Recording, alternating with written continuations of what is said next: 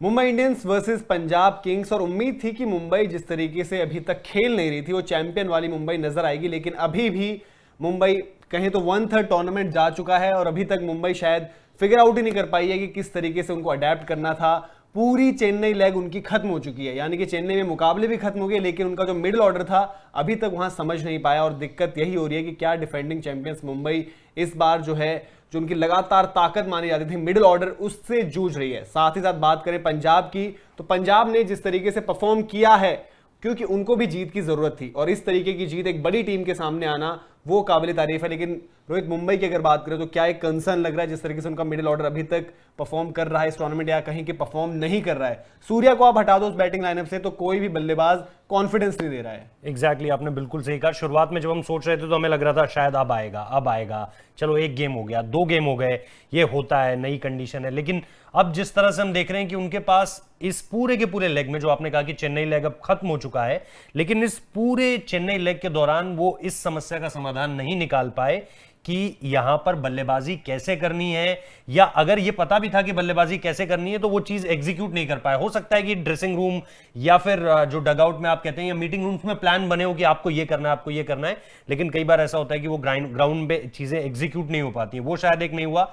और दूसरी चीज, चिंता इसलिए मेरे को लग रहा है खत्म नहीं होती हुई लग रही है क्योंकि अब अगला लेग दिल्ली में है और दिल्ली भी सिमिलर सिचुएशन लेकर आएगा मनोज। और पंजाब की अगर बात करें तो बहुत जरूरी था, 3 मैच बैक टू बैक वो हार चुके थे और आज फाइनली जो हम लगातार चर्चा कर रहे थे, बात करते थे कि रवि बिश्नोई क्यों नहीं।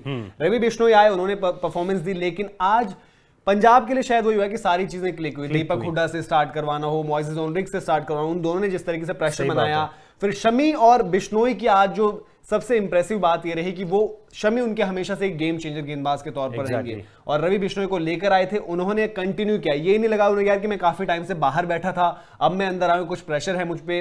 पोलार्ड को भी ऑलमोस्ट उन्होंने आउट ही कर दिया था। दोनों का स्पेल्स जो है सेम रहे, 4 ओवर सिर्फ 21 रन और 2-2 विकेटें दोनों ने निकाली, जिसको मैच सेटअप करने में बहुत बड़ा रोल यहां पर गेंदबाजी का रहा। एक चीज बस मुझे वो मिसिंग लगी कि केएल राहुल क्या वहां पे रवि बिश्नोई को कंटिन्यू करा सकते थे, शायद ये उनकी स्ट्रैटेजी का हिस्सा था। और प्लस जिस तरह से बड़ी बात तो यही है यार कि फाइनली रवि बिश्नोई को लेकर आए, क्योंकि उनके बाहर रहने की वजह समझ में नहीं आ रही थी। आज भी उस चीज पर कोई बात नहीं हुई, लेकिन रवि बिश्नोई और उसके साथ साथ शमी ने जिस तरह का परफॉर्म किया और जिस तरह से हम अक्षदीप का परफॉर्मेंस देख रहे हैं कि भाई उनका बड़ा कमाल का परफॉर्मेंस रहा है। अगर इस तरह से ये गेंदबाज एक दूसरे को आई थिंक सपोर्ट करते रहेंगे तो फिर आई थिंक पंजाब के लिए राह लंबी है। पंजाब के लिए अच्छी चीज रहेगी कलेक्टिव एफर्ट में उन्हें टीम जो है मैच जिताया है, क्योंकि गेंदबाजी की हमने बात करी, बल्लेबाजी से राहुल और मयंक को स्टार्ट अच्छा मिला। मयंक भले ही आउट हो गए, राहुल ने बड़ी सेंसिबली आज खेला, क्योंकि आज वो चेज कर रहे थे तो आज वो अपने पेस पर भी बल्लेबाजी कर सकते थे, देखा है। तो उन्होंने वो जिम्मेदारी समझी कि यार यहाँ मुझे डीप जाना होगा और मैच खत्म करना होगा,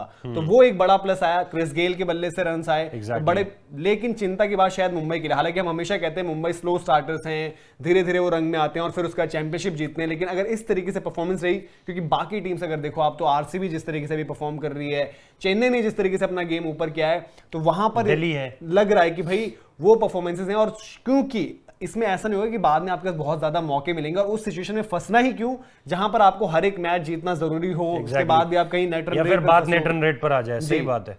तो वही एक बड़ी कंसर्न है मुंबई के लिए। आमतौर पर आप मुंबई को इस तरह से देखते हो, लेकिन इस तरह की अगर 1-2 परफॉर्मेंस और आती हैं तो फिर आप डाउट्स क्रिएट करने लग जाएंगे कि क्या मुंबई क्वालिफाई कर पाएगी फाइनल 4 के लिए। तो अब या तो ये है कि देखना होगा कि जब वेन्यूज चेंज होते हैं क्या मुंबई का जो फॉर्च्यून है और मिडिल ऑर्डर की परफॉर्मेंस है वो कुछ बदलती हैं, क्योंकि सवाल इतने ज्यादा हैं। और हम लगातार ही बात कर रहे थे कि मुंबई की सबसे बड़ी ताकत यह है कि चाहे वो 15-16 ओवरों में 90 या 100 रन भी हो, उसमें वो कैपेबिलिटी है कि आखिर के 5 में 70 जोड़ ले, 80 जोड़ ले।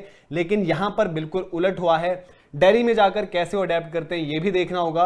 और मुंबई इंडियंस का मिडिल ऑर्डर एक बहुत बड़ा सवाल, और सवाल के निशान उस पर बढ़ते जा रहे हैं। कॉम्बिनेशन में भी लगता है कि कुछ चेंजेस शायद आपको देखने को मिले, बट पंजाब के लिहाज से बात करें तो पंजाब के लिए अच्छी खबर है और पंजाब वापसी करी है और उनकी कोशिश ये होगी कि अब यहां से मोमेंटम बनाए रखें और आगे बढ़ें इस जो आईपीएल के पूरा टूर्नामेंट चल रहा है उसमें। तो फिलहाल इस वीडियो में इतना ही, जहां पर हमें ये लग रहा है कि मुंबई का मिडिल ऑर्डर जो है थोड़ा सा फंसा सा नजर आ रहा है। कॉन्फिडेंस जो सबसे बड़ी ताकत थी मुंबई इंडियंस की वो अभी मिसिंग नजर आ रहा है। बाकी आप लाइक करें, सब्सक्राइब करें, वीडियो को शेयर करें अगर वीडियो आपको पसंद आया है, और साथ ही साथ हमें सपोर्ट करने के लिए माई 11 सर्कल का लिंक आपको डिस्क्रिप्शन में मिलेगा और पिन कमेंट भी आपको मिलेगा।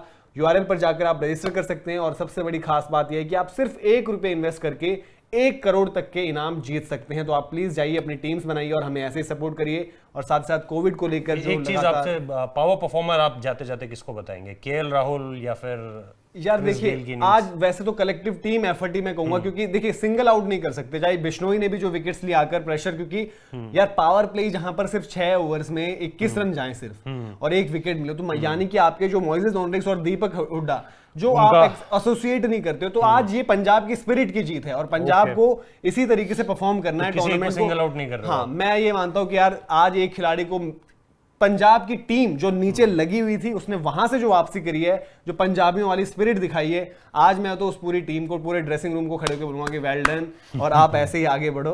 और चलिए, स्पिरिट आप भी दिखाइए और साथ ही साथ हम जो बार बार आप लोगों को ये कह रहे हैं कि भैया चैलेंजिंग टाइम्स पूरी दुनिया में, भारत में बहुत ज़्यादा स्थिति इस वक्त पे ख़राब है, तो आप लोग अपना बहुत ध्यान रखिए, कोविड गाइडलाइंस का पालन कीजिए, अगर किसी को प्लाज्मा दे सकते हैं तो ज़रूर दीजिए और इसके साथ साथ अवेयरनेस बना के रखिए और प्लीज़ अपना बहुत ध्यान रखिए। थैंक यू सो मच इस वीडियो को देखने के लिए। अच्छा लगा है तो लाइक कीजिए, कमेंट कीजिए, शेयर कीजिए और इसी तरह से अपना प्यार हमें देते रहिए।